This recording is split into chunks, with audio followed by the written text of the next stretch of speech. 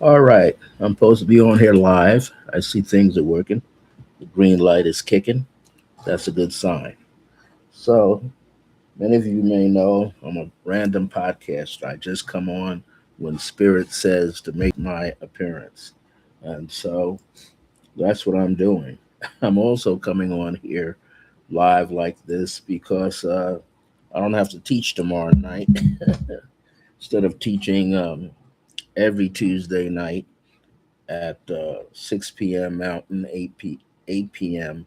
I'll be switching like every other Tuesday.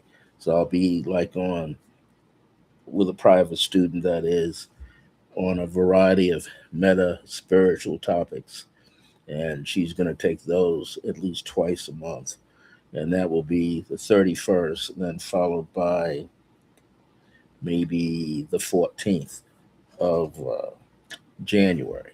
So that will give me some free time in which I can explore some different topics. So I'm going to write tonight's topic in the subject matter because I want to talk about a few things, and those things are numerology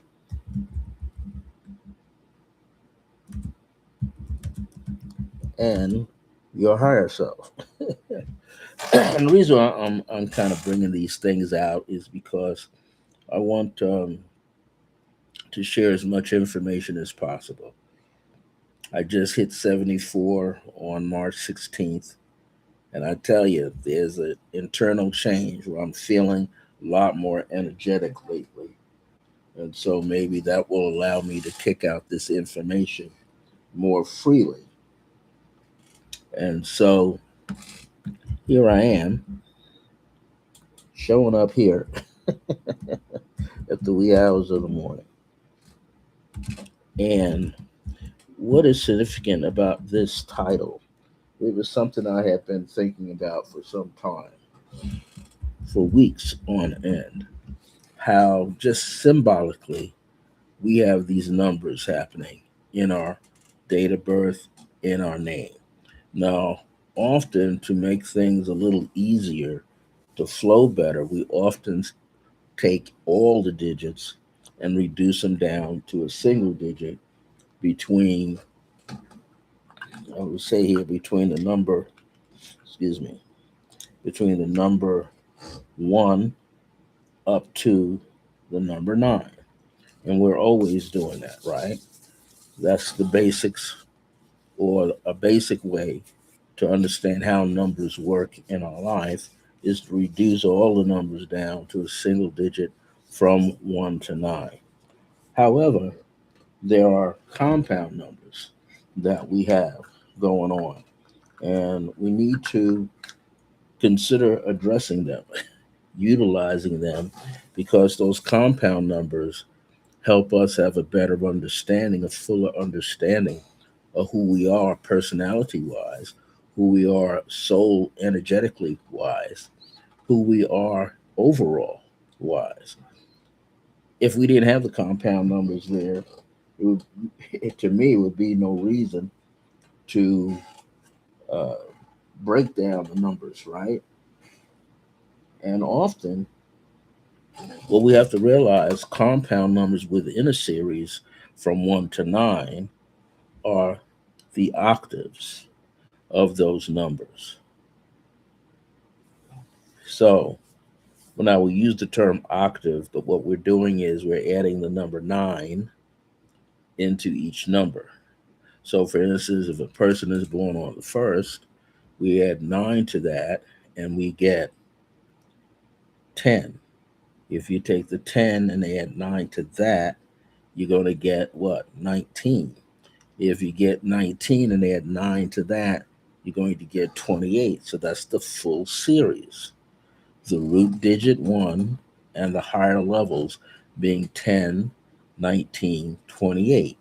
The same will be done with people or having a name or the birthday number being a 2. You just simply add 9. If it's a 3, you simply add 9. If it's a 4, you simply add 9.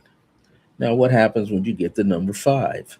You're going to have adding 9, but you also are looking at 5, 14, and 23. When you get to the number 6, you're going to see 6, 15, and 24. When you get to the number 7, you're going to see 7, 16, and number 25. When you get to the number 8, you're going to see 8, 17, and 26. And when you get to the number 9, you're going to see 9, 18, and 27. So digits from 5 to 9 have 3 tiers: the 5, the root digit, and 2 tiers above it, where the numbers from 1 to 4 will have 4 levels: the root digit itself, and then 3 other levels or 3 other tiers. And so I always say it's important to try to understand. And many of the numerologists, and I give it to I call him the godfather of numbers, astro-numerologist Lloyd Strayhorn, he has allowed you to see and understand just the single digit and how powerful it is. But I always like to add to that is compound numbers grow from the single digits. Compound numbers grow from the single digits. Now, I'm just going to keep it light in terms of this understanding. For instance, if a person is born on the 11th, that's a master number. If a person is born on the 22nd calendar day, that's a master number. But if the person has master numbers higher than that found throughout their date of birth, or in essence, their name, sometimes it appears the master numbers, just not 11 and 22. Sometimes people catch a 33, they catch a 44, they catch a 55. Those numbers are there. And I say, and this is my personal opinion, those numbers should be interpreted so that you have a better understanding, so that you have a fuller understanding of what's behind the scenes. That's what the compound numbers are about. What is behind the scenes of the single digit? It's describing a certain atmosphere about a single digit. And so it's important, it's imperative that we have that understanding. And one of the things we want to do, we lay some hearts out here for myself. One of the things we want to do is be able to have that experience, have those remembrances of those numbers, right? In fact, when you are writing down an address, you will find compound numbers sometimes in addresses, apartment numbers, office numbers inside of a building. You'll find certain complexes, residential complexes, perhaps, where you'll see a building marked A and a building marked B, a building marked C, a building marked D, and so on. So that number of that letter is hanging in the ether, sitting right there and governing whatever the apartment numbers are in that building. Just like if you see out here in the Southwest, we see a lot of numbers where the first number of an apartment complex, the very first number you write, that represents the building number. So they don't go building 3 dash and then apartment number. They just write them all together as 4 digits. I've seen houses out here where street numbers go all the way up, not just 3 digit, but 4 digit, 5 digit numbers. Can you imagine being in a neighborhood and your house number is 4 digits or 5 digits? You can still break all those numbers down, or you can find the compound numbers embedded in an address. So these compound numbers do play a very significant part. In my book, The Key to Life is Numerology, Your Name and Date of Birth Through the Study of Numbers. This came out in 2020. I have a section in there that has just the compound numbers going from 10, 20, 30, 40, 50, 60, 70, 80, and 90. And each one of them, as a register in itself, has a meaning.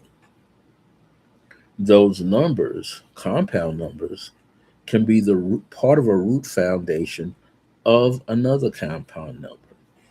For instance, even though the traditional way in numerology is not to dilute or water down the master number 11, 22, or 33, but you can. You're not really bound by that. Some people hold to it rigidly. And what I want people to understand is every number has power. Every number has power. Every person has power with themselves. And they're not limited to, okay, a special group that has the master number 11, a special group that has the master number 22. You look at birth years a person is born in, right? A person is born in 1911. Master number sitting there. But here's the situation: the master number automatically shifts because it's sitting there, right? Someone born 1911, you can look at those digits, you see three ones. That's a 3 plus 9, that's a 12. So the master number disappeared. The 11 got diluted and switched and added up into another number. Person born 1922, same thing. You see the 1 and 9, that's 10 plus 22. What he got? 32. 3 plus 2 is 5. You can go the other way. You see the 22, and 1 plus 9 is 10, which is 1. And added to the 22, you got 23. So the master number shifted up because of the 19. What if you looked up someone's birth year from long ago? Maybe you have ancestors born in the 1800s. Well, that 1 and 8 is going to shift the pattern of the master numbers at the end. They're not going to be the same, they're going to be different. So, this is what this evening or wee hours of the morning is all about, to get you to realize that compound numbers play a significant role in one's date of birth and one's name. Supposedly, no matter what system that you use, if you use the modern Pythagorean method or the modern Chaldean method, supposedly you found out that you had a compound digit. Maybe your first name added to a 20 or a 23 or a 24. Yeah, you might reduce it to the single digit 6 to make it a little easier, but it came out of a compound number. That's what you have to pay attention to. Where did the single digit come from? Is it just a single digit or a compound number? Well, the compound number is important. It kind of bathes the scenery in the background. Hmm. It's like other people walking behind the single digit. Let's say a person is born, there are people who have birthdays today, born on the 24th day of March. Well, their root digit, phatic number, is a 6, but we say 24. We don't say 24/6.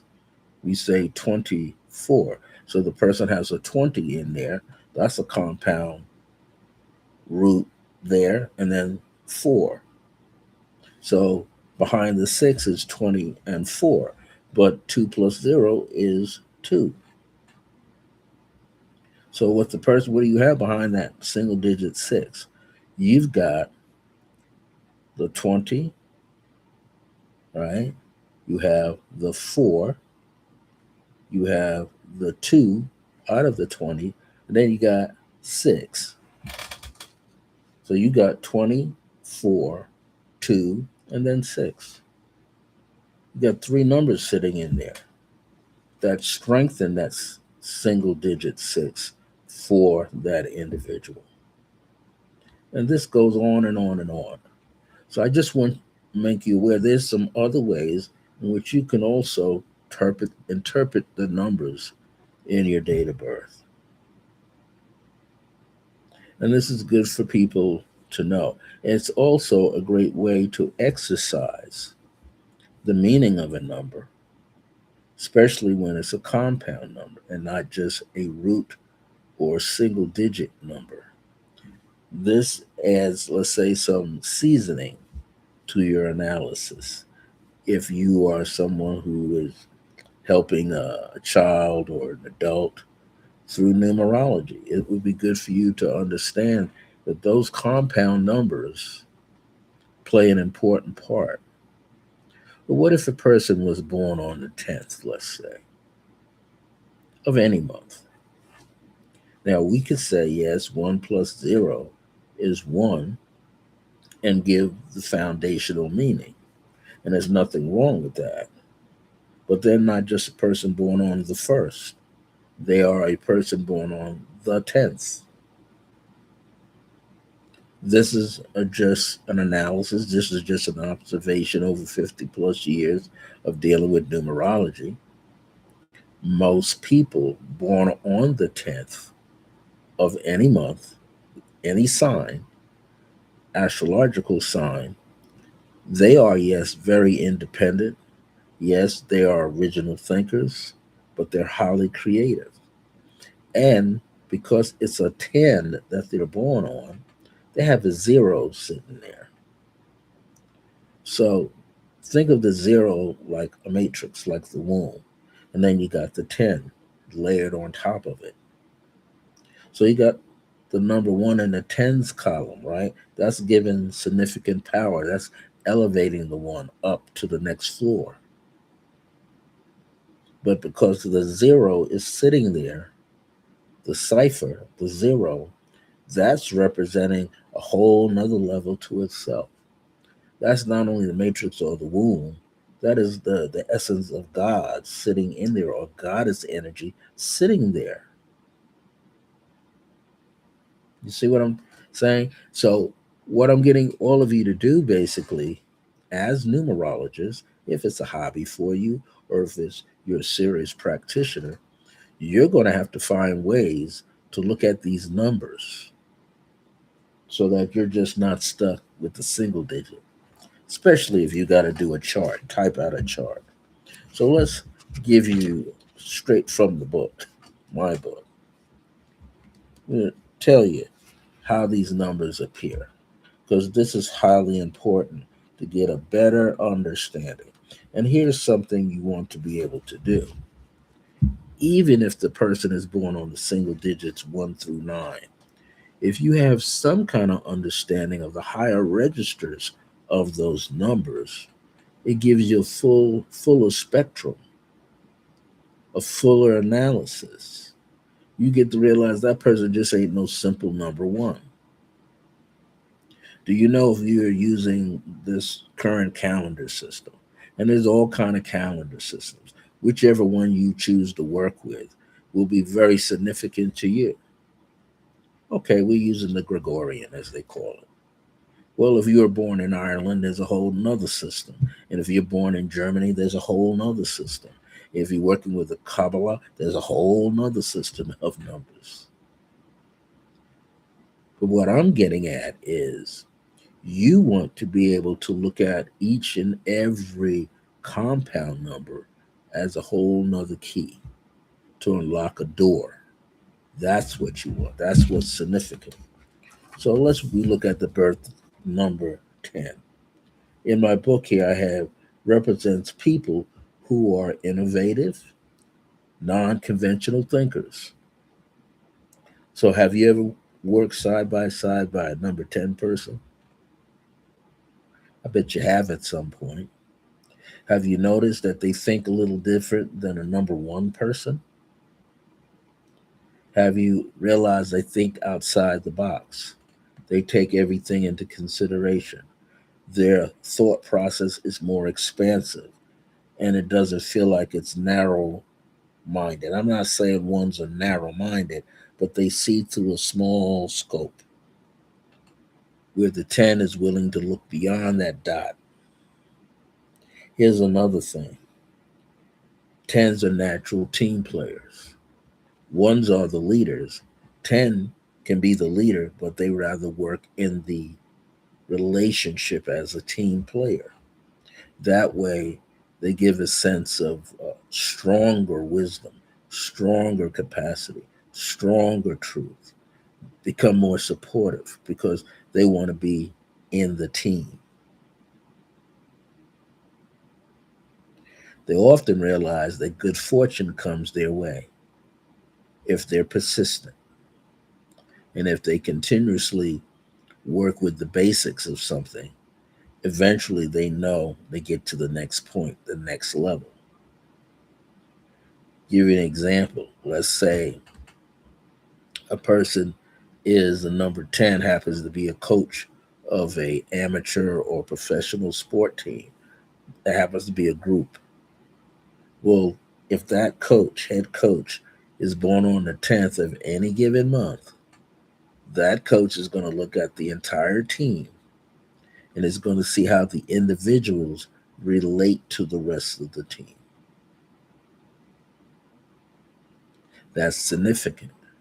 How does an individual star player connect with the rest of the team? You know, there are some football players to keep the team together. They will say if they're the running back or the quarterback or the receiver, but especially if they are the running backs and the quarterbacks, excuse me, they'll give credit to the lineman, right?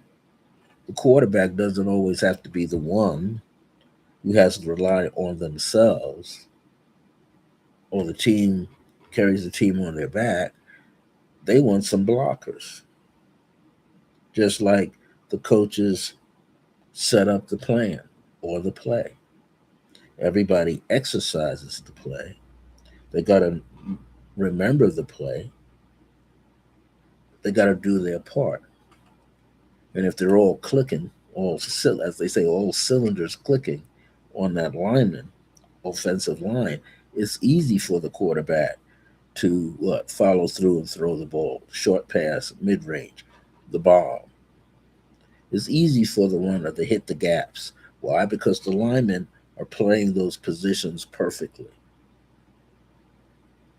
It's the same if you look at a person who's a number two. A number two single digit is really partnership oriented. Threes are the creative people. They like to expand this and expand their array of skills. The number four people, they want to, in essence, show you how they understand the basics. But fours can think outside the box. They love organization as well. But what they really like is we got the foundation down pat. Now, can we make that foundation expand? Have we mastered the principles? Can we make the principles expand? If it's a number five person and they're dealing with compound numbers, five is wants to see things done quickly. Here's the number 14 though, out of that five.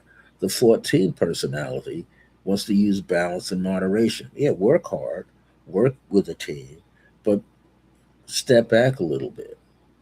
Observe what's on your plate. So what if you're looking at, let's say, the number four? What if we're looking at now the 14, but flip back to the four, who's the 13?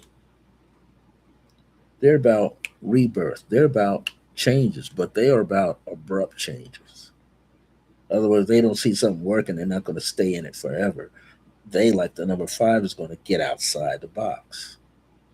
They're going to be a little bit more inventive in that sense. Almost the revolutionary thinker. Let's try something new. That may not fit everybody else's cup of tea, but 4 knows we can't keep doing the same thing over and over and over.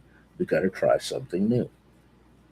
But what if we back it up to a person born on the 12th? Well, we know 1 plus 2 is 3, but underneath that 12 base compound number is a 10. Original thinker, very creative, highly creative then. Hmm? But how to be highly creative with a team, that's number 12. We back it up to the number 11. People say, okay, well, 11 is the master number.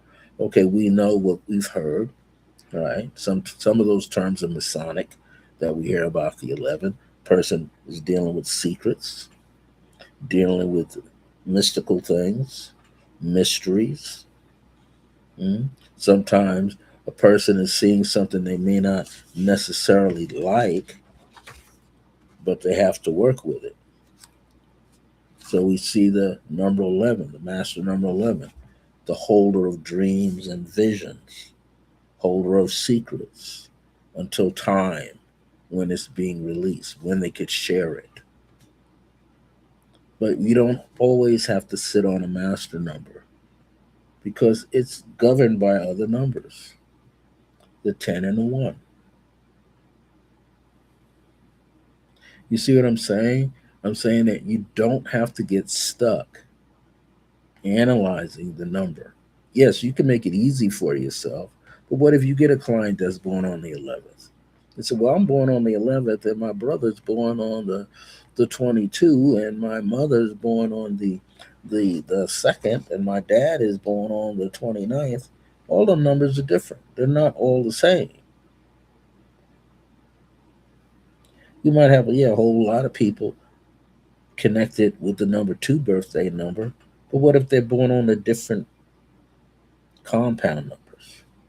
What if you got a number 2 person match it up with an uncle born on the 20th, or cousin, or mom or dad is the 29th? That's slightly different. That is not the same as a single digit 2. You see, when you're dealing with a single number, it's more cut and dry. What's the phrase? Black and white. There ain't no gray areas. It's either this or that. That's one of the things with the single digits. It's either this or that. Ain't no in betweens.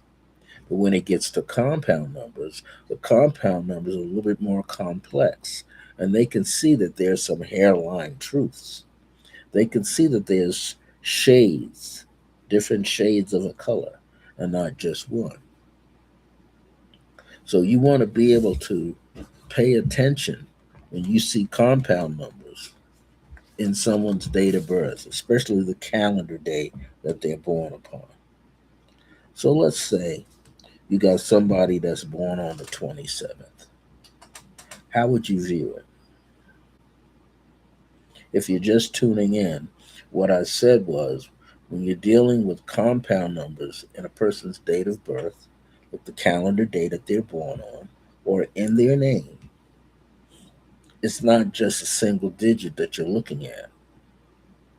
You are also looking at, let's say here, 27. When you say the number, you don't say 27.9, because then it's what? A 3 digit sound that you're making. It's 27, which reduces to 2 plus 7 being 9. But 27 is a meaning to itself. The root compound digit is 20. The root single digit in there that you see is 7. And then all the numbers add to 9. So this is what you got. A person born on the 27th, right? Add them up. 2 plus 7 is a 9. A person born on the 27th has a root compound number of 20 in there, and 2 plus 0 is 2. So you've got 27, 20, 7, 2, that's 4 numbers, and then 9. You got all of that to help you understand a person born on the 27th. In other words, you're going to pull all your information about the 27 from the 20, the 7, the 20, the 2, the 7, because it's 27, right? The number 27 is there. That has its own meaning. 2 plus 7 is 9. That has the outcome, you might say, of that number. But you said 27. So you got 20 there, and 2 plus 0 is 2. So you got numbers there that you could work with to give you a greater analysis or greater meaning to the number 27. But here's some of the meanings. I'm just pull them out of my book for you. 27s can work alone or they can work with a team. 27s have good vision in terms of seeing an overall project. 27s happen to be very intuitive people. They see beyond the horizon. They can see how a team may actually work out. They may notice right away that not everybody's going to be in harmony. Now, if the 27 was leading a team, the 27 would size everybody up and put each person in a position where they use their best skill. That's what the 27 would do.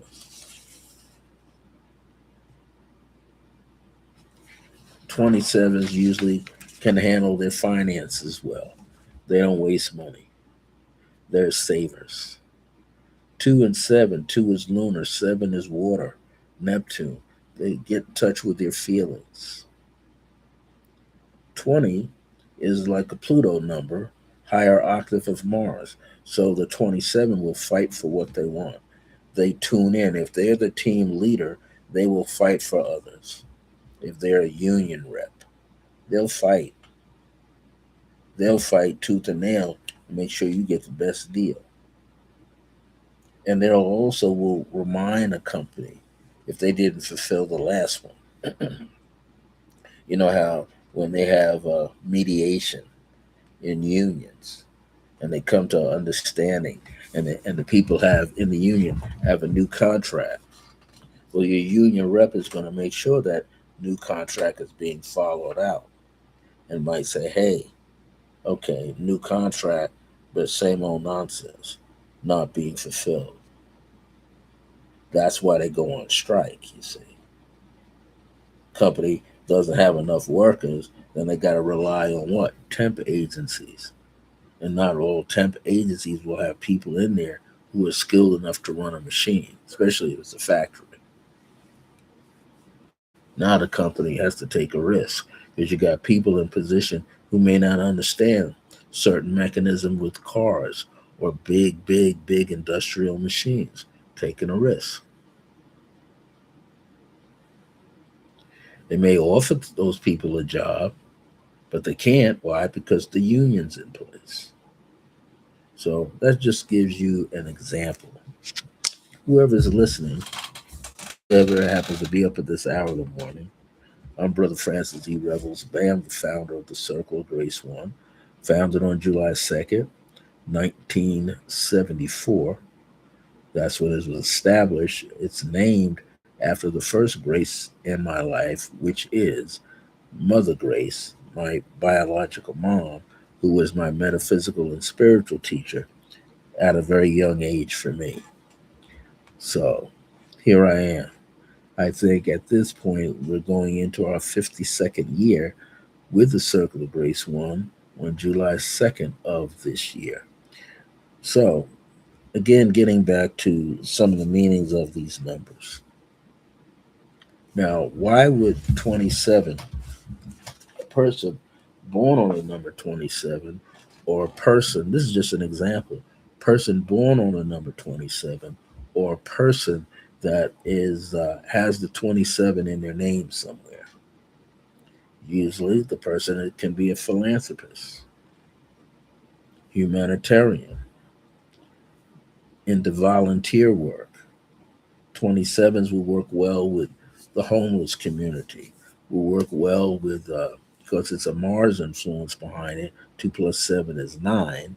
They will work well with retired vets, mhm, retirees. They could work with small businesses or large corporations. Why? Because they have a vision. They see how a vision can work, whether it's for a small group, medium group, or large capacity group. These are some of the things you have to be able to do when you become or see yourself as a numerologist. But here's the keys. Just like Lloyd and I say all the time, you got to make room to be the student. You always have to look at the numbers. You don't want to just stop at a basic meaning that you got with the numbers. You want to explore the numbers. That's why you can look at house numbers, office building numbers. They may mean different things to different people. But you have to work at the number. You have to find a way to tell the story. See, a numerologist, an astrologer, a palm reader, uh, an oracle card reader, tarot reader, a handwriting analysis expert, you can still tell the story. The story means the truth of the matter. What are the facts that you found here? For a long time, numerology wasn't even considered a metaphysical topic for a long time, and that was mainly in the mainstream. No one was accepting it as being a metaphysical teaching, but it is. We use numbers all the time. Numbers on clocks, numbers on address, your social security number, your business number, employees identification number, as they call it. What else? House number. You can work the numbers on a license plate. Cities, towns, states, countries. You can still look at numbers. The time of day, looking at numbers. The measurement of things, clothing, the measurement of a room, how many square feet you can do it. Area square feet gives you area, I believe. So there's so many different ways you can use numbers on gemstones. You have to decide though which one, which system. You're going to use the Chaldean system or are you going to use the modern Pythagorean system? We always have to find a way to be able to analyze. Now, I always say, yes, I've been studying numerology, working with numbers as far back as 1974. hmm That's a long time. That's over half a century looking at numbers. And at the same time, you try to make them as simple as possible when you're teaching it to other people. But at the same time, you, the teacher, or you, the practitioner, can't stay in this little cubicle with just basic information. You have to explore.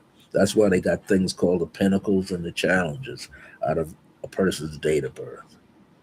This is why Lloyd is the one who came up with the birth key number system. It wasn't people before him. It was Lloyd Strayhorn himself who came up with the birth key numbers. And he was first an astrologer, then took on numerology, and then saw how they could come together. Me, I came up with the angle of destiny. People say, what's that? Well, the angle of destiny is when you look at the numerical day, that is your calendar day birthday. Doesn't matter if it's a 1 or 27 or 31 or 38. You take that number and you can break it down into the single digit if you like. And then you take what the whole numbers from the numerical number that represents the month that you're born in, then the calendar day that you're born on, and then your birth year. When you add all of those numbers up, you might get something that I like to call as the destiny year, depending on how the number falls in place.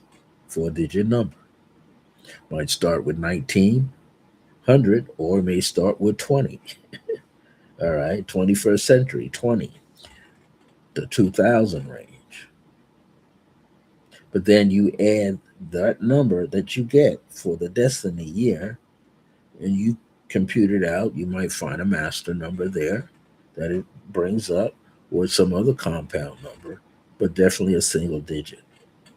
Now, what happens is the person usually asks, well, which one should I follow? The calendar day number that I'm born upon, or the life path, which is called a destiny number? Life path is the destiny. But here's the kicker.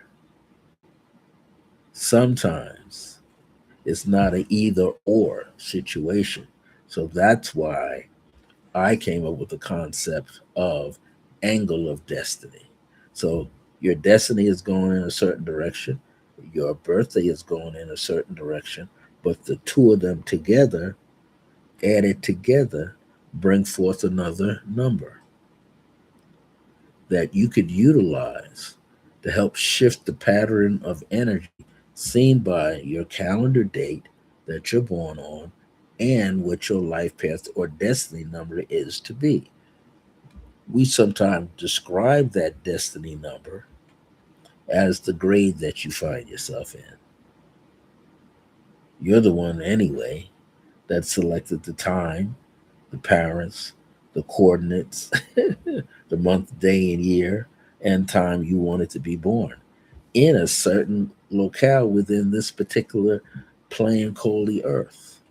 You chose the country. But guess what? So did your parents in another realm of consciousness, on another higher plateau. All of you came together and decided, okay, what are the lessons we are going to learn? Your parents chose theirs by month, day, year, and time and location, and so did you. And now all those numbers converge together, and you see a pattern of behavior. You see a distinctive lesson that's being learned. You might find out that, hey, the parent might be the parent, but the child might be the actual teacher based on some things you see there. That's where Lloyd's system works very well with the birth key numbers, because you're looking to see who has the birth key number if these things work out with the angle of destiny. The angle of destiny, all that basically means, which way should I go? Since I already know who I am, which is the birth date number you are born on, the calendar date, how do I incorporate my life path or destiny number into this? You add those digits together, and the digit that you get shows you what else you need to do. Now, sometimes people get a nine, and they're already sporting a nine somewhere in their date of birth. If that should happen, then that means stick to the nine. What is the lesson of the nine? What is the characteristics of the nine? What are you supposed to do when you see the nine? These are ways in which you can interpret the numbers. The whole idea is to give yourself a wider spectrum to choose from. That's the cool thing about numerology and astrology. And if you're someone who's interested in palm reading, you're going to see that too. The various lines in the palm where the four, hey, people got M's in their palms, people got diamond patterns, X's, squares sitting on the different lines. They get their life path number split going in different directions. All those things mean something. That's a map of the hand. And if the person, let's say, is dominantly right handed, and what they see in the left hand is what they're seems to be born with, but what's in the right hand is where they're going. But they do have a connection to each other. So again, I'm just bringing this forward so that you understand that there's different ways to analyze numbers. Don't just lock yourself into one way. See, what you want to do after having so many months and so many years of training and studying numbers, you want to get to that point where you become a pioneer in the field, where you start seeing some things dramatically different that I don't see a Lloyd Strayhorn sees or other people don't see. This is what I always tell people. Because many people say, okay, well, I'm looking at the personal year number. Brother Francis, how did you come to that personal year number? How come you didn't make it begin at the beginning of the year? Well, you can only start at the beginning of the year if the person is born in the beginning of the year. Here's a perfect example. Anybody born in the first month will realize that if their destiny year allows them to see not just their destiny, but their personal year number, allows them to find out that when they add their month and day together, is the month and day in the beginning of the year or is it at the end? So let's say if I was looking at someone's birthday today, but they came to me in January, and this is what, March 24th, but they came to me in January, to me, because they're coming to me, they're drawn to me, I would say to that person that your personal year doesn't start until the month and day, which is connected to your birthday information. So, as an example, a person's birthday happens to be today, March 24th in 2026. So, I'd have to add the 3 to the 24 to get a 27. 2 plus 7 is 9. Then I add that to what the universal year adds to, which is 2026. It adds to what? 20 and 26 is 46. 4 plus 6 is 10. 1 plus 0 is 1. So now I add the 9 to that. And this tells me that then the person is kicking off this year on this date, March 24th, 2026. They're going to have what? A one personal year. But if they came to me in January, they would not be in a one personal year. They would be riding off of the previous date of 3/24, 2025. They would be riding off of that personal year number, which would be a 9. It would be a 9, not a 1. You see, you have to find these little nuances because as time goes on, you get more and more people following you as a good practitioner. You may begin to attract people who have different sources of information, different experiences that don't line up with what you're doing. You have to find a way. I'm not saying that you're going to lose a customer, but you have to think deep enough with yourself to find out what tool can you utilize or create that makes sense to you and then the client or family member that you're choosing to assist using numerology. These are different things you have to consider. Just like an astrologer needs to consider the different patterns, different angles. Are they looking at the natal chart? How they derive at the information for the natal chart, the angles between the various planets and the different configurations. Are they doing a progression? Are they looking at that?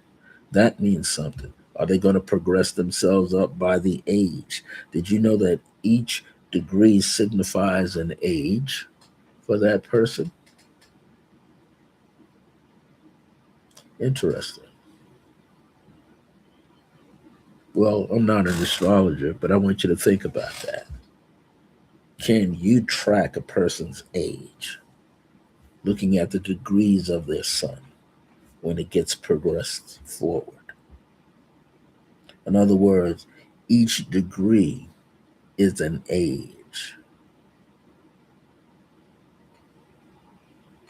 Each degree is an 8. So you would find out where the sun is in the natal chart and then count forward 10 degrees forward. That's 10 years of age, and so on and so forth. You would go until you find every 10 degrees is 30. That's 30. If you want to go up a second sign after, that's 60. That's the age. Or there might be another way for you to look at that. All I'm saying is explore. Ask yourself questions. How would you interpret the information? How would you tell the appropriate and the correct story for the client or for your mom and dad, aunt, uncle, cousins, friends, next door neighbor, your spouse? How would you relate that information to them? You see, the more charts you do, the easier it's going to get for you. I tell people all the time, and it's true, I've done over 40,000 charts. I know I have because it comes in different levels. A chart can be done on the person's first name or the first two letters or the first three letters of the first name. You can do a whole analysis right there and never go through the rest of the name. You can work with the bridge, which is the middle name, if they have one.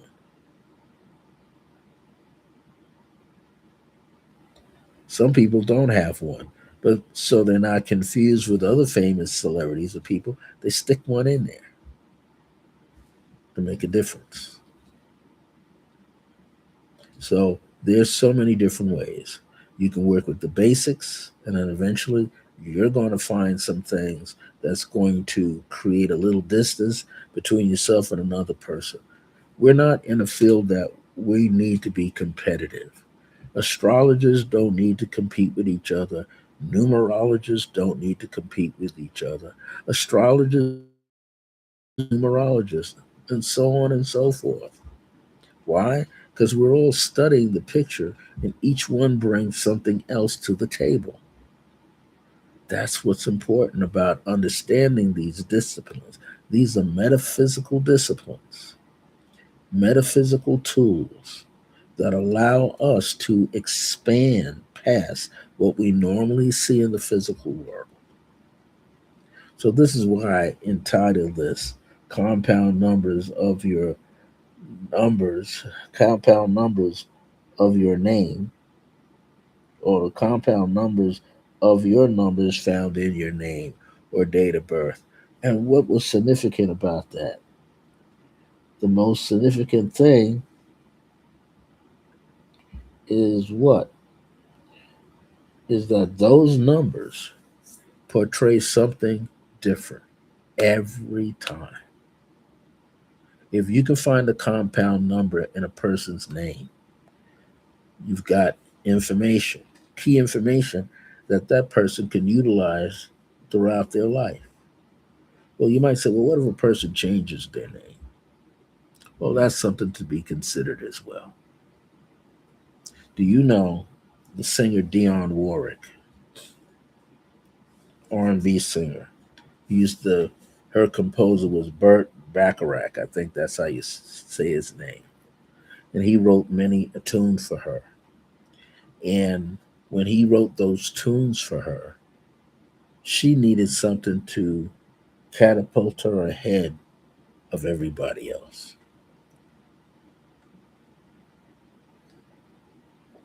In the studies of numerology in the metaphysical field, it was said there was a certain numerologist out in California named Kevin Quinn Avery.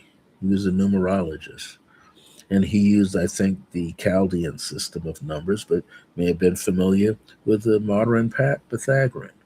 But what he found out was she needed a number, a letter corresponding to a specific number that would catapult her forward. So you know her last name was Warwick, Warwick. Well, look, it had an even number at the end, the letter K. It started with an even number at the beginning of the letter W, which was a 6 in most. charts or analysis. They put an E at the end, as E was emitting energy to be more forward, outgoing, inquisitive, not only for herself, but people feeling the vibration would want to know more about her than that they could see at any given time. Just one little change brought her from being in the shadows to being what? Well known. But how did that happen?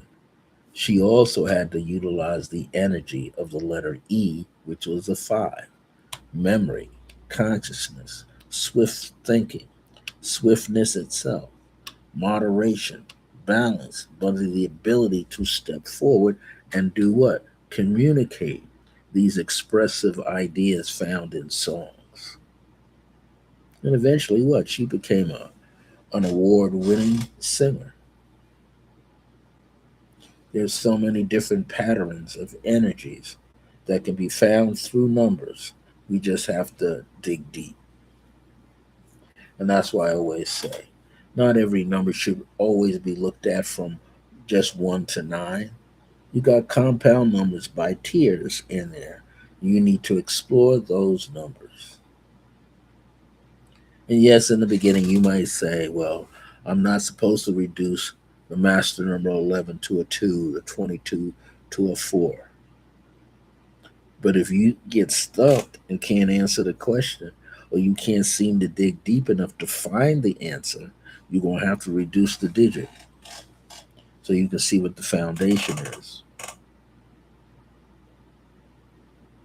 Because what? That's important to that person's well being. Now, here's the other part of what this title is, because I didn't put it all the way in here. It said, or birthday numbers, right? These numbers are like the soul of the higher self. Now, this concept of the soul is the aura of the higher self. See, there's two things here. These numbers are the soul of the higher self, but the aura of the higher self,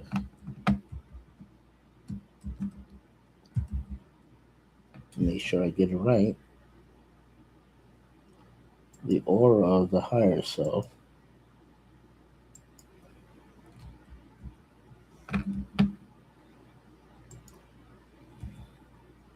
I like to hyphenate it. That's important. That brings them together. The aura of the higher self is the soul. Now, why do I say that? Your physical body gives off a light,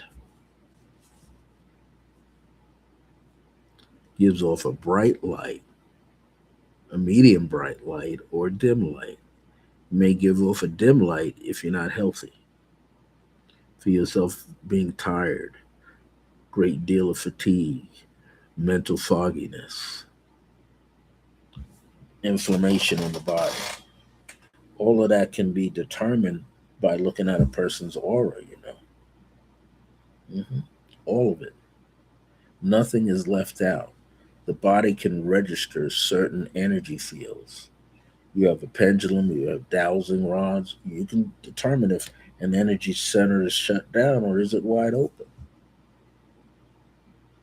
Just like you can walk around your house, you can find vortex energy in your houses or points in your houses that are radiating more energy than other points of the house. You should do that occasionally. Get a pendulum, walk to your house, and read the energy in your house. Especially for those of you that rent a house, own a house, step outside and read the energy on the corners of the house, at the doors, at the windows. Got a second floor, read that. Got a finished basement, read that. Why? Because everything is expressed in energy, be it numbers or colors, auras, are a part of everything. The aura is a living organic energy field. Do you know when you go to a person who is a psychic or intuitive or empath, they are tuning into your auric field, not first all the way deep inside your body, because that would be a violation of you spiritually. So they sit on the outside, tune into the aura, and feel the energy as it manifests through there. It's important that you understand that. So, if the body gives off a hue, an energetic hue called the aura, that's what the late Edgar Casey called it through trance readings, the aura, and then described it. Then, see, the aura is around your body, emanating through your body, right? As you move around in a room, or you ride a crowded bus or subway, you in a car or a truck, or you're on the airplane or an Amtrak train, that auric field that's flowing from you is like a sponge. It's absorbing energies in the form of images, sights, sounds, numbers, you name it. Scent, smell. Your aura is picking up on all of it. So, therefore, your aura is an organic field within itself, alive and well with energy, and is able to what? Receive energy or repel energy. But you help it out by drawing it in, expanding, or contracting the auric field around you so it keeps all toxic energy away from you. Yet the aura contains information about you, people that you've met, places you live at, things that you do, foods that you eat. It can be felt, it can be read through your aura. Well, this is why I say that the soul part of you is not your higher self, because they have various terms for that. Do you know the higher self is also called the oversoul? Soul goes out and experiences the different things in nature, the laws of nature. The soul experiences metaphysical energy. The soul experiences the frequencies that are flowing out of the body that were once just vibrations. The soul is having these various experiences, a whole multiplicity of experiences. Therefore, you should consider this: the soul is the aura of the higher self. Why? Because the higher self is that part of you that already knows. Its memory is intact, it remembers everything from different life streams to the current one and the one beyond, and those that follow those experiences. Your higher self knows all people, all things. If you wanted to, you could train yourself to connect with your higher self and let the higher self teach you the various languages from long ago or new languages coming in. See, people talk about AI. What is AI doing? Well, you can make money with AI. People say you can make money with crypto. But guess what? Eventually, all man made things will come to an end. Why? Because they are part of the finite thinking process. But the higher self is not. The higher self is a conduit and a bridge and a reflector and a reflection of your I am presence, the God presence inside of you. the grandmother inside of you, the great grandmother, Ma, inside of you. Isn't that amazing? And the word woe man, woe ma, and the womb of mother and man. Isn't that something?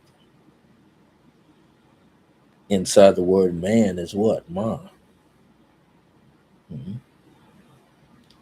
Do you know that I think it's spoken of in Masonic orders that they have a position within the lodge called the most worthy matron? They didn't say the most worthy man. They said the most worthy matron. What is a matron? Matron, head tron, head head sacred geometrical being. Woo! You got Metatron, Grandma Link. You got most worthy matron, Matron. All these things are sitting there, but people aren't supposed to teach you. You have to go after it and get it on your own. You have to find it for yourself. And once you find it, you won't forget.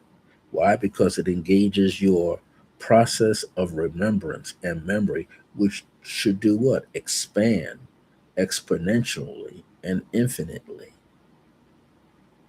As this aura around the body expands, so does the soul expand for the higher self. The higher self will send a part of itself out to the universe to discover new things and old things, and distant things and current things. The soul is an infinite luggage system, it's an infinite library for your higher self. Your higher self is the one that plugs into everything else throughout the galaxy, not only in this galaxy, but other galaxies. The higher self lives in what is known as the great central sun. And in the times of the people of Kemet or ancient Egypt, Akhenaten, Nefertiti, and all those other brothers and sisters, at that time, they understood that Sirius and the Orion belt, that was all connected to them. Hmm? Why did they build them pyramids over the years and set them right there? And who helped them build the pyramids? When you look at those gigantic columns, little tiny people didn't build those gigantic columns. Someone else did. Someone else helped them build them through sound and other technologies of their time, which we're just now discovering. We're just now understanding over the past 20, 30 years, frequency and vibration are two different things. So there's much for us to learn, much for us to cover. I want to read something. And whoever's tuning in here, if you'd like me to look at your compound numbers, put it in the chat box for me. Just look at your date of birth because we'll make it simpler. Look at your date of birth and put in your birth month, see if it's a compound number. Look at the numerical day that you're born on. Is it a compound number? Put it in there. Let's look at the birth year. That's a compound number as well. Let me take something out of my book here. This is the other book.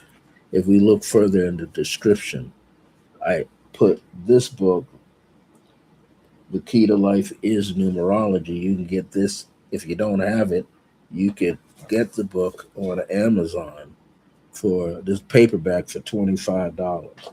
I didn't put it in an ebook, it's paperback. This book I didn't put into an ebook. I eventually came out with it, I believe, in 2023. I started teaching 2024, 2025, last year. Taught it, I think, 3 different times. This is Radiant Heart. The 7 amazing what? Pathways to connect, activate, and communicate with your higher self. This book was all about getting to understand that you are your higher self walking around here on earth. So there's something I want to read to you because I think it's important for you to understand, for all of us. Anything that I bring to you, I'm reviewing it as well. One of the key factors when you have more self awareness, then you increase your remembrance. When you start to be aware of your surroundings and aware of who you truly are, it kicks in. You start remembering. There's no accident with yourself. That's on page 125. Do you know that chapter 15, you are the living obelisk? We think of an obelisk. That is what? A stone pillar that has a square or rectangular cross section with a pyramidal top. You know what? We have one in the United States down in Washington, D.C. You ever see that thing sitting way down there in Washington, D.C. upon that rectangular pool? Has a pyramid on top, has four sides, has a square base. That's an obelisk. Now, many people use that obelisk as a way for clocking time on Earth. Many people use it, groups of people use it for clocking time in the universe. Many other people use it for clocking time between realms of consciousness. I just want to place that out there to you. So it was used as a particular monument or landmark. This is an obelisk to signify a city ruled by a Pacific pharaoh and the people he or she ruled, as well as the history of that location and ruler. That means each side had the hieroglyphics running down on the sides, and you're supposed to be able to interpret them and understand who's beyond the wall. That's what this is for. The spiritual meaning of this is an obelisk, spelled Obelisk, is symbolic of our what? Spinal column. Spinal column. And the pyramid shaped top represents our brain and our mind. And it has four sides, right? Look at your brain: a right hemisphere, left hemisphere, back part of the brain, front part of the brain. Four parts. It is an antenna or tower of power, generator, and transformer.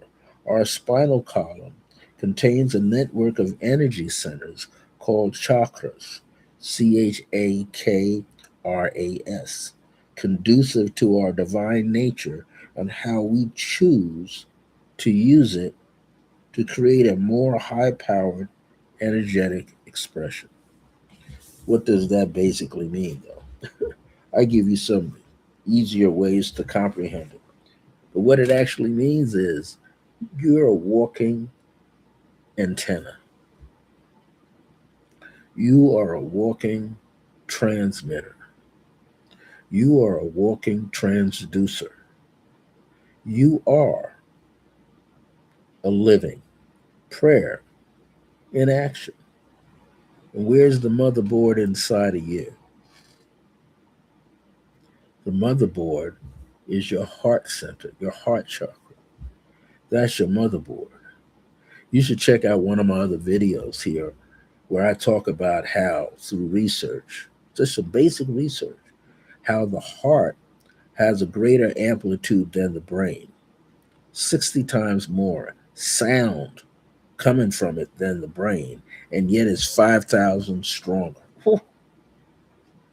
Wow. Can you imagine that? Multiply 60 times 5,000. 60 times 5,000. a lot of energy coming from the heart that's greater than this. And they used to say that, you know, when our people during that time in Egypt were performing, you know, the preparing the body after it died, huh? Soul leaving the body. When they did that, they took the brain out of the body.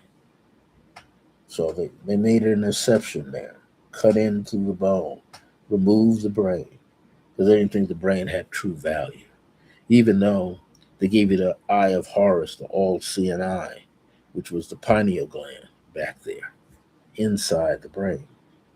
And just above was the pituitary.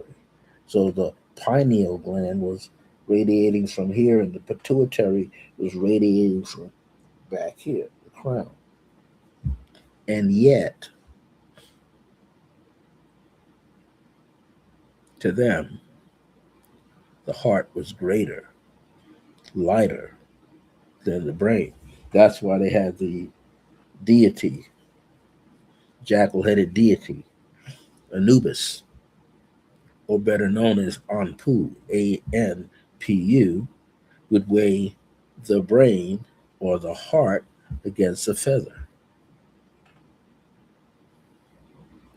So that means if the heart was toxic, it would outweigh the feather on the scale. But if it was light enough energetically, it would what? Match off the feather, be the same. To them, that meant that the person wasn't going to be locked into the netherworld. Their soul's going to be free. Free to go higher. But here's something else I learned through my remembrance with Akhenaten and Nefertiti, that these chakra zones were embedded during their time, long before India. And these chakra zones or centers are hidden doorways to higher consciousness. You can flow through the root chakra and get higher consciousness. You can flow through the sacral, get higher consciousness. You can flow through the navel chakra or the solar plexus and get higher consciousness. You can step up into the throat and get higher consciousness.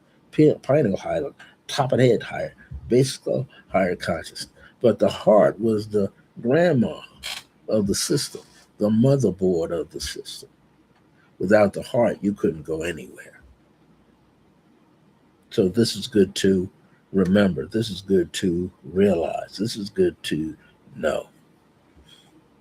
So whoever's tuning in, you might be hidden in here. It's okay.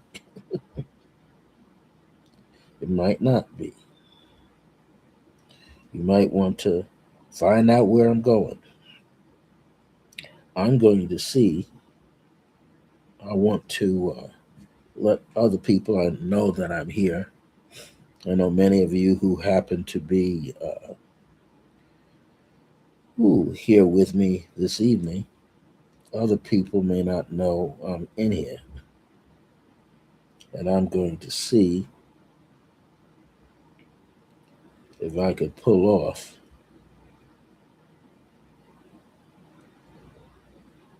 my channel. I'm always doing stuff, right? We have to keep going. We have to keep growing because it's essential to our well-being. We have to keep moving.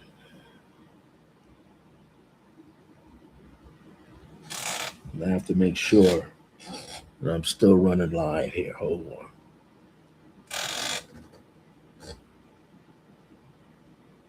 Yeah, I'm still on here.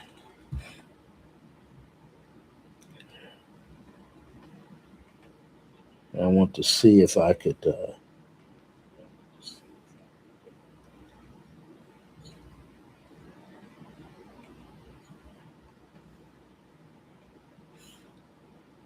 Well, As old ancestors would say, wow. I'm going to see if I could bring this link on over to Facebook. In the meantime, I want you to move with the best of them. Let people know that I'm right here.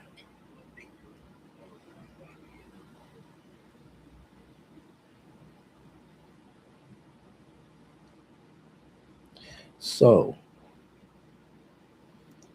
what is very powerful here is that we often have a greater connection with the divine source of the higher self, meaning able to reach into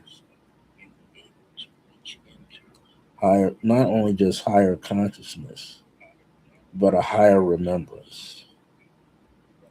This is what and this is, I'm going to say my opinion, okay? Every time we are moving into something, we are moving into a greater sense of being.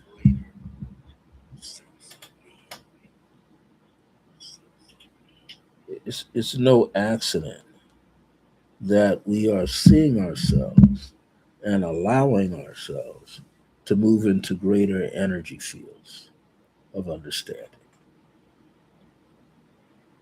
We want to get to the point where we don't have to work so hard at doing it. See, one of the things that's being brought to my attention and also to your attention in many different ways is that there are so many things sidetracking us. If you think about it, things in the news, and I'm going to write it in here, things as events in the news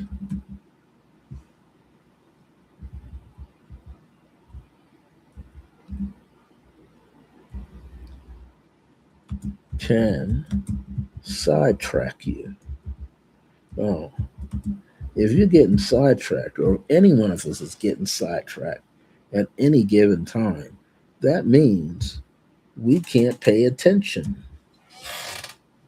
We can't pay attention to us. If you're worried about paying your rent, paying your mortgage, paying your light bill, paying the school bill, college, university bills, school taxes, water tax, internet, cell phone, so many things, light and gas, food. If all of that is constantly bombarding you, do you think you're going to have time to develop yourself on a higher level? Do you think you're going to have time if you're letting certain relationships overwhelm you? Do you think you're going to have enough time to develop skills, other skills? And even if you are developing other skills, do you think you're going to have enough time for you, for your self development, for your expansion? Usually, what happens is we get sidetracked. It's hard. And we keep repeating to ourselves these toxic relationships, these toxic environments. My job is toxic. And it's making me what? Sick. Sick emotionally, sick physically. Huh? We get a stuffy nose. We get sinus congestion. We get backaches, neck aches, leg cramps because of a toxic job or toxic relationship. We can't function in the way that we should function. People say, well, okay, change the way you eat. That can help. Change what you take into your body. Get rid of sodas. Get rid of white flour. Get rid of stuff that doesn't help you. Get rid of white sugar. Stick with turbinado sugar. Stick with agave. I think it's pronounced right. Stick to stevia or stick to natural honeys. Change. Go for a walk, jog, go to the gym, practice Tai Chi, practice yoga, practice karate, practice Kung Fu, practice. Do something that what? Changes the dial, changes the energy inside of yourself. But we all know it takes discipline. We have to be consistent with ourselves. We have to want to do these things. We have to want to change. A man by the name of Ted Silverhand told me back in, I think it was November 2010 or April 2010. And he told me something like this. I think it was in April 2010. And I met him. He was a reader, Ted Silverhand. I don't even know if he's still around now. Moved up to Elmira, New York area. But this is what he once told me. He knew I was struggling with weight back then. And this is what he said. He said, there are 10 words that his ancestors and my ancestors gave to me. And these 10 words were, if it is to be, that's 5. If it is to be, it is up to me. 10 words, 10 simple words. If it is to be, it is up to me. It's like a chant. But that wasn't only just for weight loss, that's for everything. If we want to see a change, it's left up to us.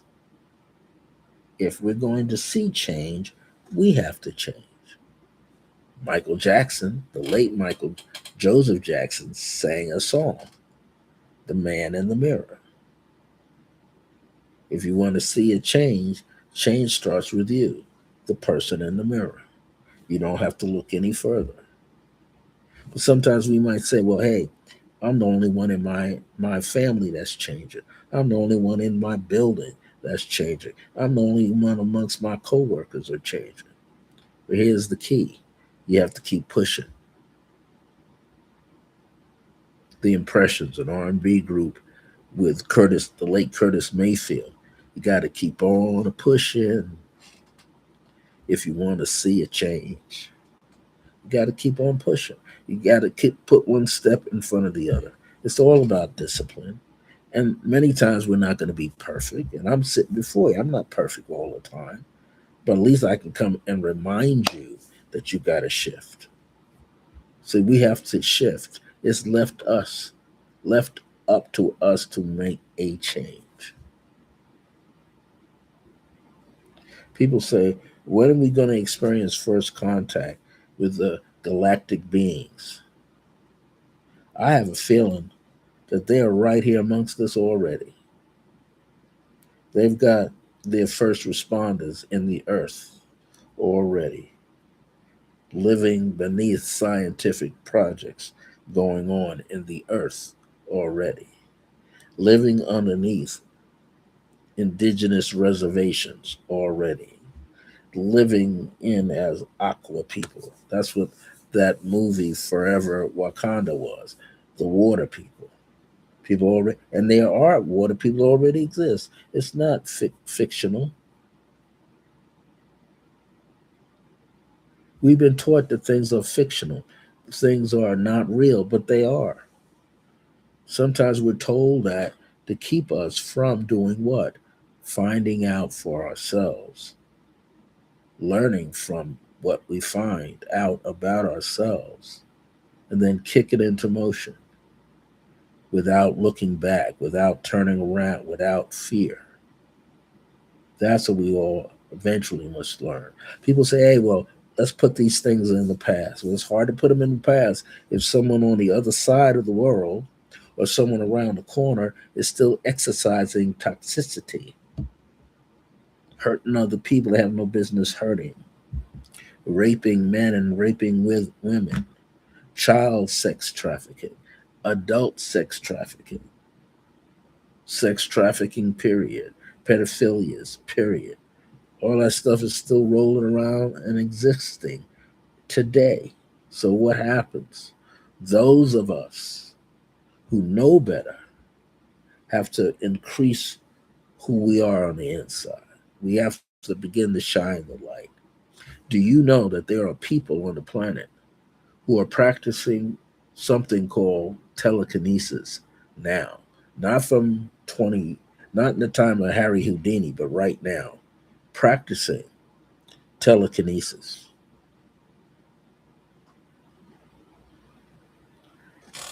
There's children in Middle Eastern countries, children in, I think, South America, children across the United States who are moving objects with their mind. Paper on a pinwheel, moving it. A pinwheel in a front yard, moving it. From a dead stop to being in motion and in two different directions if they so choose. There are people teaching these things right now. I'm going to put two names out here. I want you to look up this guy.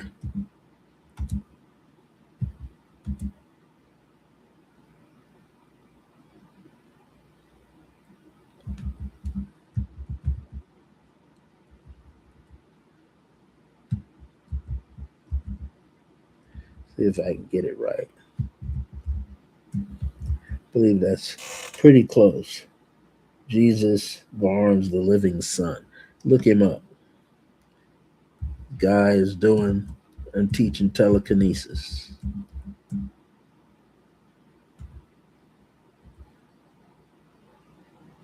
There's another gentleman. I hope I can get this right. There's another guy.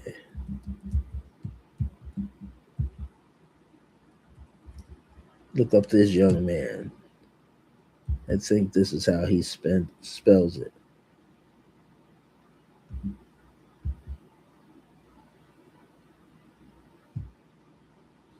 But if you do this, you'll see that these people have been practicing for years.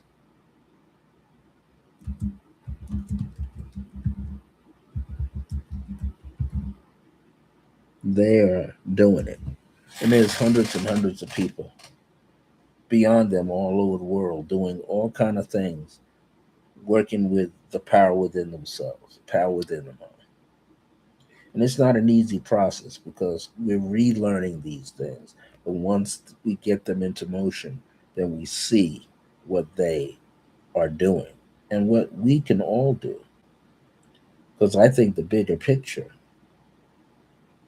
is not just moving objects, but it's what calling upon nature to create peace, harmony, and happiness, beauty again, unconditional love again for everybody,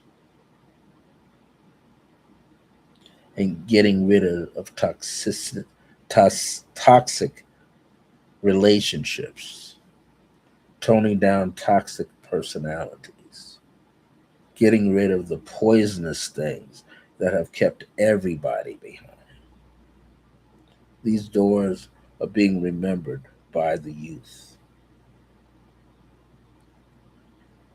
We all need to get on board at some point and investigate these things, study these things. And if you live anywhere near these people, link up with them.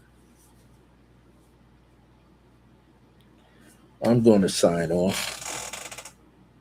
I'm going to thank anybody that was here that got a chance to see this or hear this tonight. Maybe I'll read one more thing here about our higher self.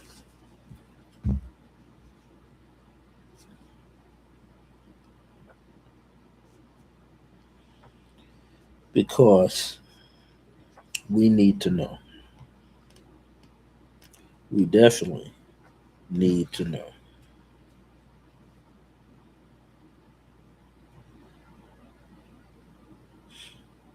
So, what I'm going to do, I'm going to read you something from chapter 19 of my book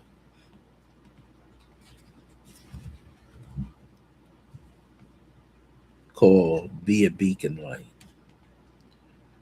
During our journey toward enlightenment, we find ourselves emptying our mind of old useless data or things we have outgrown, things that no longer serve us. We will and shall continue to expand. As we expand, we make room for more of what we actually need in order to continue to grow. The same happens when we change certain habits, like beginning to eat better, exercising mind and body, only because we must do it. If we do not change, then we experience stagnation. In order for us to become a beacon light, we have to do what is called shadow work. This means we have to pull out our own skeletons from the back of our mind, and we must dig deep enough and be willing to see the false stories we have created about ourselves and still carry with us. We've got some things that we need to clean up, elevate. During these times where we delve deeper into uncover weaknesses, free our minds from illusions, limited thinking, self doubt, and the need to sabotage our own efforts. The more we diligently work on our lower mindsets and strive to raise our self esteem, we shall find that we cannot clear our own clutter, then we are unable to make an impact on helping others. That's important. That's why you might think, what makes a good leader? Someone who's constantly working on themselves to be better.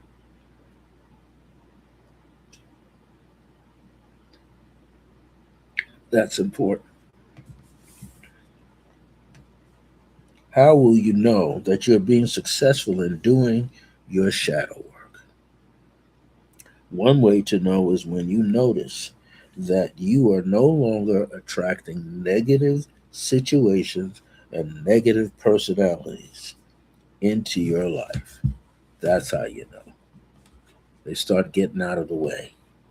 You're no longer making negative choices that hurt you, loved ones, close friends, family members, extended family members, co workers, neighbors, or strangers. Your negative behavior, you're conquering. You're not affecting the fur beings in your house and the feathery ones. You're not hurting your environment. Another way to know is when you are no longer actively seeking to save another from doing their own shadow work because it is essential that they do their own work. So you can't be the savior. None of us can. This book that I've written, as well as my other books, it's just to give you some suggestions that you could use to help yourself improve yourself before you try to save another one. The third way is when you notice that you have gained greater clarity in your life and are seeing and understanding your own purpose in this current life stream. See, so much happening in the news is mind boggling. So much you read in a paper. This is why we have to watch the things that we could be watching. Is it uplifting? Is it somehow alleviating pain and letting us laugh at ourselves? Because we definitely need to laugh at ourselves. Are we making the necessary changes for ourselves and with ourselves? A fourth way is when you realize that you are free of stress, worry, and anxiety. A fifth way is your mind is clear and your emotions are lighter in feeling. A sixth way is when you realize you are not overreacting. You are not reacting according to being emotionally triggered by what others say to you. Sometimes that could be something that we're still struggling with. The other additional ways are you are not living in the past. You do not hold grudges, and most of all, you are always forgiving yourself so that emotional healing and wellness takes place. We got to forgive ourselves. We can't wait for someone to apologize. We need to apologize to ourselves first. That way, we alleviate that hidden stress.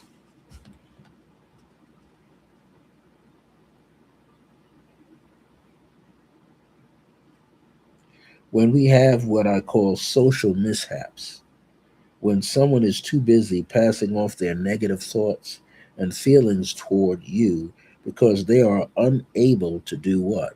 Work on themselves. How many of us have been in those toxic relationships where someone is pointing a finger at you but don't see what they're doing to create these issues with you? You find that others are not on the same page with you because you are changing. They become unhappy with you because you are truly changing, and they have forgotten that they must work on themselves. You are thinking differently with more creative ways that bring you into a state of original thinking. You are not mimicking others nor pretending to be someone else. You are becoming more authentic and have integrity in place. We must be consistent by continuously doing the internal work, which is shadow work. You got to be willing to go inside. If you're not going to go inside and flush it out, you're wasting your time energetically. Everybody must work on themselves. This work is not something we brag about, but we are learning that it is all right for us not to be perfect, but most of all, be present. The work is done daily. Yes, you must work on yourself, corral your negative thought patterns, self doubt, lack of confidence. We must evaluate what we are doing or not doing correctly. That's with ourselves. We must understand our direction in life so we can clearly see our purpose. So you get clear inside, then it starts to come together. We will truly get clear and remain that way as it gets easier to reprogram yourself, not through TV, not through alternate intelligence. AI can overtake you, give you misinformation, unless you're setting up the program yourself with correct information. We must understand our direction in life so we can clearly see our purpose. We will truly get clear and remain that way as it gets easier to reprogram yourself to lean toward what? Success. Stay centered and aligned to your true self, which is the higher self. Shadow work should be taken seriously as it is one of many methods and an important key to becoming clear on many levels so that ascension can be truly experienced as we gain what?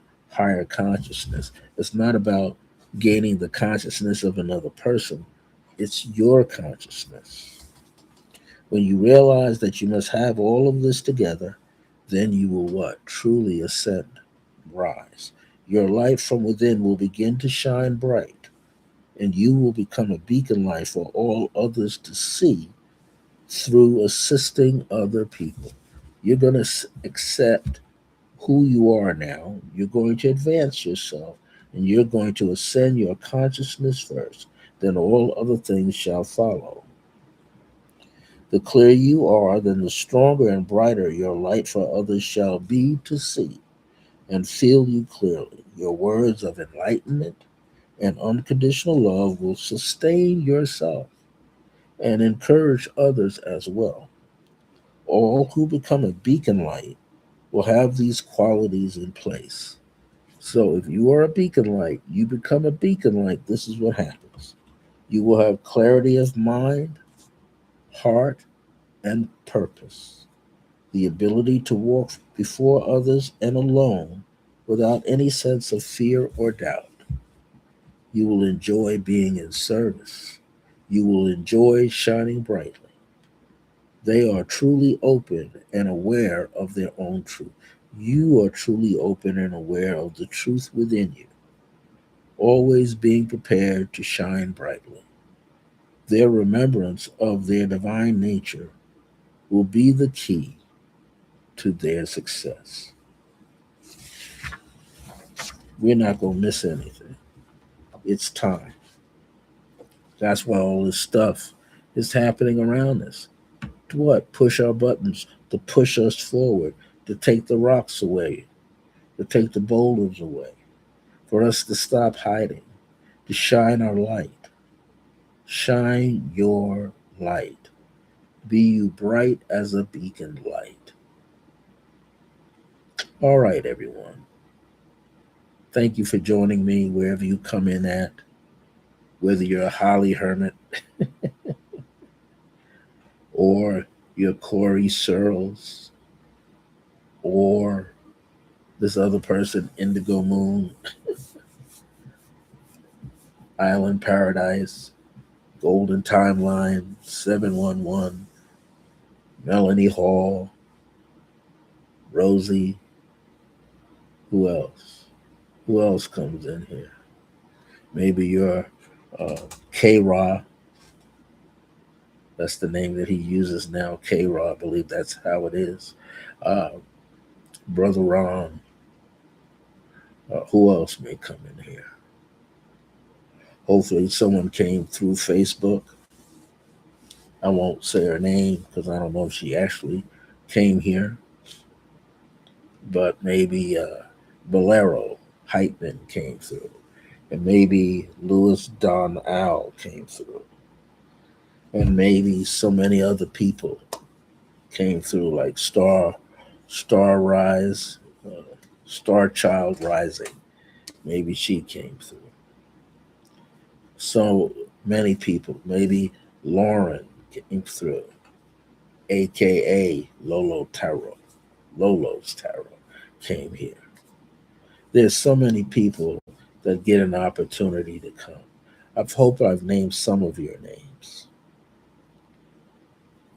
I just want you to know that unconditional love is always present in your life, that you can surround your life with unconditional love, beauty, and divine grace.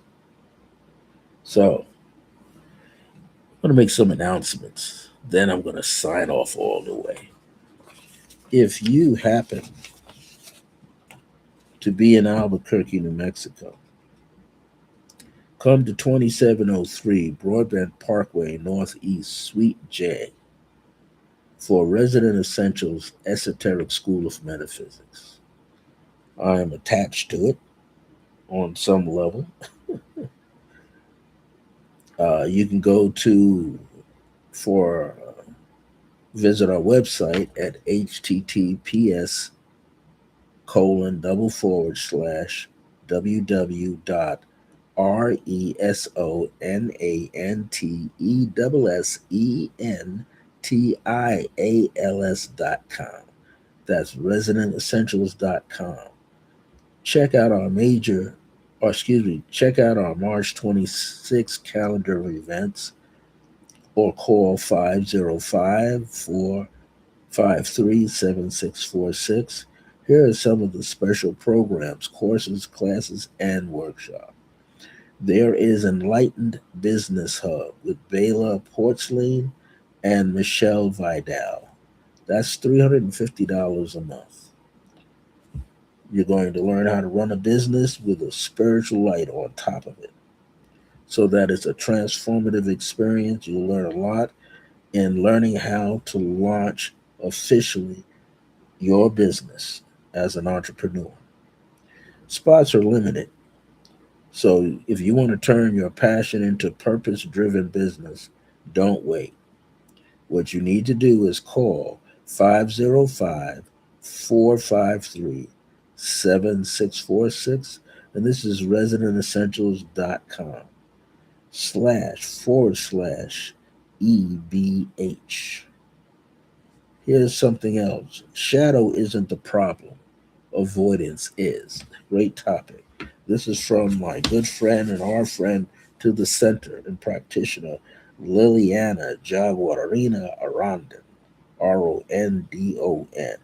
This is already went off on March 7th from 1 p.m. to 3 p.m. It was 35 in advance. Ticket purchase, materials included, 40 at the door. But this is what I want you to know that Liliana Jaguarina Rondon is doing something every month. So if you go to www.resonantessentials.com, you'll see what's coming up for the month of April. And if you want to know how to be in touch with her, you need to call RSVP 505 552 0564. That's 505 552 0564. Ask for Liliana Jaguarina Rondon and find out what she's doing each month, once a month, from 1 p.m. to 3 p.m. on a Saturday. We had a community treasures sale fundraiser. It happened on Saturday and Sunday, March 14th and 15th, from 7 a.m. to 3 p.m. It was an opportunity to explore and get your hand and purchase charged crystals with intentions, handcrafted jewelry, inspiring books, original art was waiting there for a new home. Try to find out again when that's going to happen so you can pick up on these particular products and services. There is the Art of Divination series coming up, an introduction to divination with Timothy Wilde. WILDE starts Sunday. Oop, already started Sunday, March 22nd, 3 p.m. to 5 p.m. $400 the series or $50 a class. If you want to figure out how to get in on that, because it just started, it says explore the psychologically insightful world of divination in this engaging introduction to symbolic systems and intuitive tools. Experience tarot, numerology, runes, tea leaves, the I Ching, and more. Learning how to support your clarity, self reflection, and purposeful decision making. Call Timothy Wilde at 505, I believe this is his number, 505 552 2101. Call that number, see if you can still get in, whether you take the full series or $50 a class. The Art of Divination series, Numerology 101. He's an excellent numerologist. Again, Timothy Wilde. Sunday, March 29th, 3 p.m. to 5 p.m. $400 series or $50 a class. Learn the framework of how all of this comes into play. In a nutshell, explore numerology as a practical tool for insight, decision making, self understanding, revealing numerical patterns, and so on and so forth. Here's someone coming up in the month of April: Release, Reclaim, Reset. And this is with Nancy DeYoung. Nancy, and then last name capital D, lowercase e, Young, Saturday, April the 11th, 1 p.m. to 4 p.m. for just $30. You need to check it out. This workshop guides you in releasing outdated beliefs, defensive patterns, and inherited conditioning that limit your growth. So you're going to learn a whole bunch of things and how to have transformation. Let me flip this on over to the back. We have online classes with Susan Pepper Yohola. This is the Albuquerque Tarot Circle online. Saturdays, March 7th, 14th, 21st, and 28th. and I'm quite sure it's going right through the month of April from 10:30 a.m. to 12:30 p.m. Suggested donation is $10 per circle online. She's an excellent teacher. This woman is very accurate with her teaching. She teaches about spreads and individual cards. So for questions, email Susan at resonantessentials.com /ABQ dash tarot, TAROT dash circle. And you can get this information. Better yet, go to the website. Go to the circle, the Resident Essentials website. All this information is there. There's the lost art of presence, the power of being now online. I believe it already started. Yes, Wednesday, February 25th. Already kicked off, 6 weeks. It kicked off already, but you should give her a call. Give Michelle Vidal a call and ask about this 6 week transformational course to see if you can get involved or when the next one is coming up. Call 505-453-7646 for Michelle Vidal. She also wrote a book, Mastering Metaphysics. You need to jump in, get in, and take off. Now, monthly happenings. And this is what we have. Creative Pathwork Meditation Series. That's me, Brother Francis Revels-Bey. Saturdays, March 7th, 21st, and 28th. Now, the reason for that is because we had we had this particular sale that was going on, Community Treasures, that went on March 14th and the 15th. But usually I'm here every Saturday. So come join me this Saturday, the 28th, if you're here in Albuquerque, New Mexico, 11:30 a.m. to 12:30 p.m. for my Creative Pathwork Meditation series. I'm normally here every Saturday, and it's $10 per circle, per class, per person. It's as we describe it, meditation is a practice. To improve our skills, we need to learn to focus, to let go, and allow ourselves to go deep into our experience.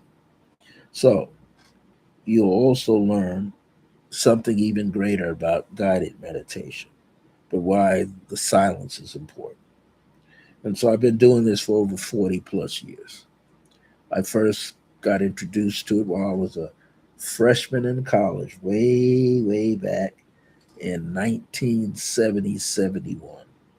And then many years later, I began to teach on my own, my fellow Bard College students who were athletes playing basketball, team basketball, and other things, soccer and all of that stuff. But I eventually, once I graduated in June of 1974, I started to be able to teach meditation to other people beyond myself. So, you want to find out about that? Call me, RSVP, me, Brother Francis, at 505 220 2583, or email me at iam.circlegrace1@gmail.com, or go to the website and look up residentessentials.com /events. And you can log in, come in, call. You don't often you need to know if I'm there at the center. All these things take place at the center. You can do psychic healing fair and outdoor market. There's practitioner fees vary whether you're a vendor or a healer or a reader. These happen every second Sunday from 10 a.m. to 5 p.m. Lots of people in there. Sometimes we have Dr. Andrew M. Moser. Yeah, we have Dr. Moser, Andrew Moser. He's an acupuncturist, very good, excellent, very knowledgeable young guy. And he's really good. And sometimes he'll give you some samples with the needles, acupuncture in the ear.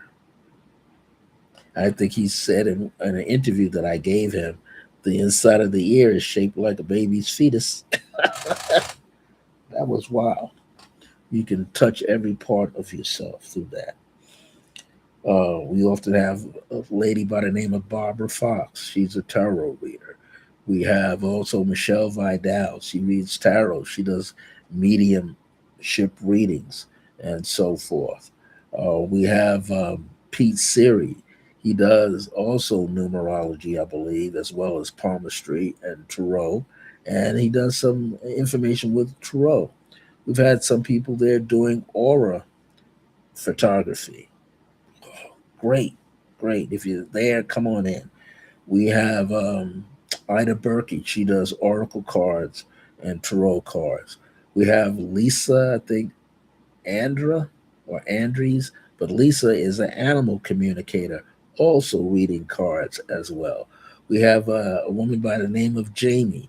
Jamie sits there and does tarot cards, but she sells items like knitted scarves and hats. So does Lillian Rondon when she's in there, and she does readings with crystals and gemstones. I'm in there. I'm doing numerology, mini numerology, the angle of grace readings, and celestial I am drawings, which take about 40 minutes to do at $60 a pop. So you need to just come on in, get this information, see what we're doing. We have vendors inside and outside. If the weather is nice and warm, you'll see some of the vendors sitting outside before you walk into the center.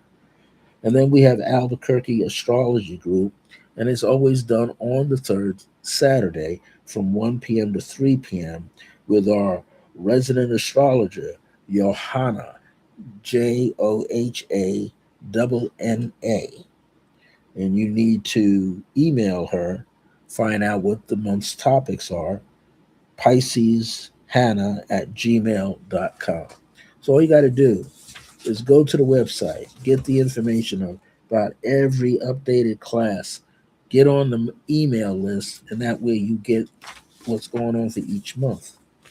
Here's something you might like: Intuitive Arts Guild, raising the standard for the intuitive, integrative arts. Who are we? A global community. And this is real. You don't have to live in the state, but you will be vetted by Michelle Vidal to make sure you know what you're supposed to know. And then you can become a part of it. A global community of committed practitioners in the intuitive, integrative arts. Professionals dedicated to integrity, ethics, and responsible practice. A supportive network of like minded practitioners who collaborate and grow together, a space for sharing knowledge, experience, and professional insight, a vetted community that upholds clear standards of quality and accountability. This is the Intuitive Arts Guild. Mm. And this is to make sure practitioners are committed to preserving authentic practice in a field often clouded by misinformation and social media sensationalism. In other words, there's a lot of people all over online giving out misinformation, making up stuff, calling themselves tarot readers and master numerologists and master astrologers when they're not. So, Michelle Vidal can vet you online or in person. So, why would you join the Intuitive Arts Guild? You can be anywhere in the world and join it. Gain global visibility through a professional practitioner directory. I'm going to be in there. I've been associated with her since 2015. I'm the one that saw the vision. She had the vision, but I received it and encapsulated it for her, and it hit. So, connect with clients from around the world seeking qualified services. Access continuing education classes offered by fellow guild members. Teach and promote your own classes within the guild community. So, not only will you be seeing me just here teaching online privately using my Zoom link, but I'm going to start going worldwide. Network with experienced practitioners across multiple disciplines, share knowledge and resources, and professional best practices, collaborate and problem solve with peers who understand the work, strengthen credibility through membership in a vetted professional network, be a part of a community that validates and supports the science and practice of intuitive integrative work. Expand your professional reach while contributing to the growth of the field. Build meaningful relationships with practitioners who value integrity and high standards. I've written 7 books, and I've donated all 7 of my books to Resident Essentials Esoteric School of Metaphysics Library. That's right, you can come into the center, take a book out, sign it out with your name and phone number or email address, just like a regular library, for a month. I have all 7 of my books there. I donated my 7. So it contributes to the greater good. We have a soft launch offer, 30 days only. This offer expires by April the 13th, 2026. It's normally $150 total, a $100 membership plus $50 vetting day. So you have to pay the 50 to get vetted, then it'll help you out. Right now, you can get this $100 for both. That means you can pay $50 for a membership before April the 13th and $50 to get vetted. After the 13th, it's a $100 membership, and that's annual, I believe, and the $50 for vetting purposes. So there's a whole lot here, a whole lot.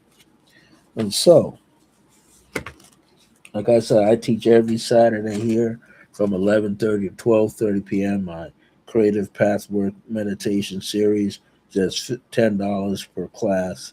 And I'm gonna make sure you learn it. And I got 5 different levels: white light meditation, golden light meditation, pink light meditation, violet flame meditation, different from Saint Germain, and the blue flame meditation. And we experience the great central sun, and we get your abilities intact through silent meditation in a group. Now, this is the way I teach. I'm old fashioned. If I only have one person, you're going to get the class. If I only have one person for the next year, that one person will benefit because it's a one on one. So we do it in groups, and it's a safe group. One of the things you can't do in a group is come in and try to read everybody while they're busy meditating. That's a no no. And if I catch you doing it, you got to get out. You can't be there, okay? We don't like that. So come on down to 2703. The building numbers are at the top. Broadbent Parkway, Northeast, Suite J, Albuquerque, New Mexico, 87107. And this is inside Broadbent Parkway, Broadbent Industrial Park, which is right across the street from the Manoal side, right across the street from the Sunset Memorial Cemetery, also behind the Carrington College School of Nursing. So there's a lot going on in these areas. Excuse me. We look forward to seeing you as soon as possible.